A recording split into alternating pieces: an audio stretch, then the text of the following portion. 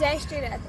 आध्यात्मिकता, स्पिरिचुअलिटी, ये एक ऐसा क्वेश्चन है जो गूगल पे कंटिन्यूसली सर्च किया जाता है। व्हाट इज स्पिरिचुअलिटी यूट्यूब पे सर्च किया जाता है, बट मुझे ऐसा लगता है कि कोई भी यूट्यूबर या गूगल आपको उसका आंसर नहीं कर सकता, क्योंकि स्पिरिचुअलिटी सबके लिए अपना अपना मायना रखती है।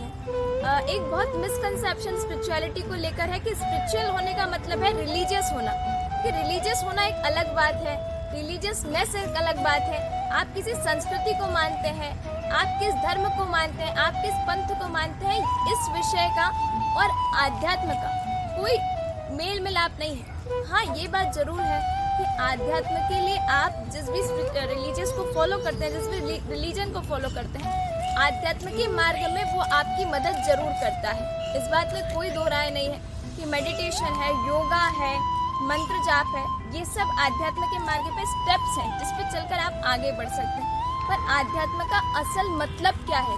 तो मुझे लगता है कि आध्यात्म, आत्मा धन अध्ययन, इन दो शब्दों से आध्यात्म बना है। अर्थात आध्यात्म अपनी आत्मा को समझने का नाम ही आध्यात्म है, खुद को जानने का नाम आध्यात्म है। एक क्वेश्चन बहुत फ्रीक्वेंटली लगभग हर व्यक्ति के मन में, जीवन में कभी ना कभी आता है कि हु आई एम, मैं कौन हूँ, मैं किस लिए इस दुनिया में आया हूँ। अगर आप इस क्वेश्चन को रिलेट करते हैं तो बस इसी को जानने का मतलब आध्यात्म है। क्या आप इसका आंसर कहीं ना कहीं आध्यात्म के थ्रू ढूंढ सकते हैं कि आध्यात्म आपको अपने आप से जोड़ता है, अपनी आत्मा से जोड़ता है। हमारी ये जो बॉडी है, ये फिजिकल बॉडी, ये एक टाइम के बाद वर्क करना स्टॉप कर देती है।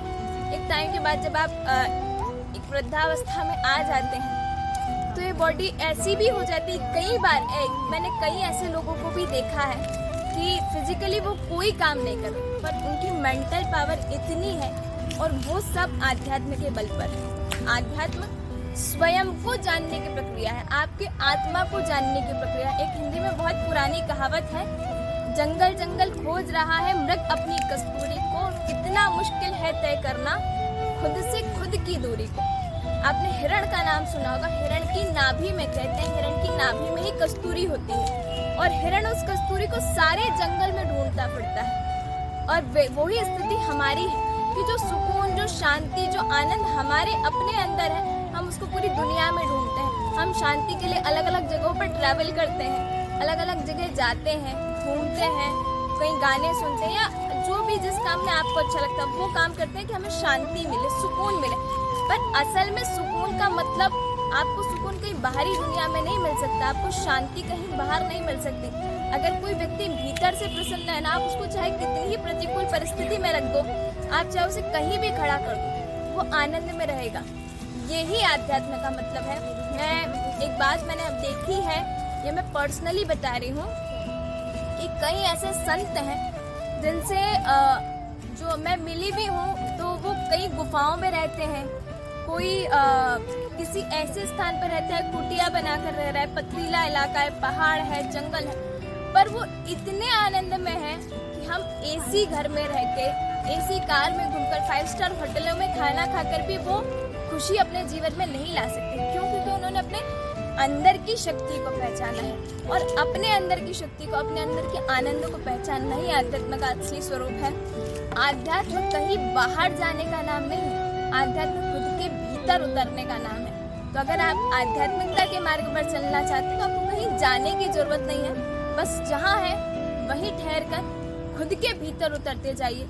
और आध्यात्म की यात्रा कभी समाप्त नहीं होती, आप चलते जाइए, जहाँ जाकर आपके मन को परम शांति, परम विश्राम का अनुभव हो, वही आपके लिए आध्यात्म का पड़ाव हो सकता है।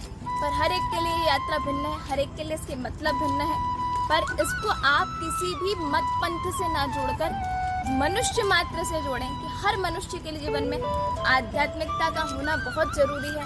और इसके लिए किसी एज फैक्टर को बीच में मत लेकर आइए कि अभी हमारी एज ही क्या है जो हम स्पिरिचुअल हो जाएं। सच बात यह है कि जिस एज में आप स्पिरिचुअलिटी को सबसे अच्छा समझ सकते हैं, वो है आपका बचपना। आप एक 60 साल के इंसान को किसी कॉलेज में बैठा दीजिए, और वही आप किसी 6 साल के या 7 साल के बच्चे को किसी क्लास में बैठा दीजिए, आप खुद जानते हैं कौन जल्दी या कौन बेटर लर्न कर सकता है। क्योंकि एक उम्र के बाद आपकी सीखने की ताकत कम भी होती जाती है और आप किन्हीं बातों पर रजट होते जाते हैं। पर आध्यात्मिकता इसीलिए जीवन में उस अवस्था में प्रवेश करने चाहिए जब आप छोटे हैं, जब आप चीज़ों को समझने की ज़्यादा ताकत रखते हैं या आप ज़्यादा चीज़ें ग्रहण कर सकते हैं।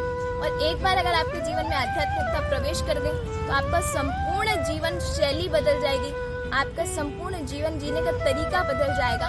इसीलिए आध्यात्म को एज फैक्टर से ना बांधते हुए अपने बच्चों को प्रारंभ से प्रयास कीजिए, धीरे धीरे सही वो किसी ना किसी स्टेप को फॉलो करें, मेडिटेशन करें, मंत्र जप करें, प्राणायाम करें, योगा करें, जो भी उन्हें सूटेबल लगता हो, किसी ना किसी एक स्टेप से स्टार्ट करके आप आध्यात्म की यात्रा पर निकलिए। यात्रा आपको बड़ी आनंददायी होगी और समय समय पे आने वाले पड़ावों का आनंद आप खुद लेंगे। जय श्री राम।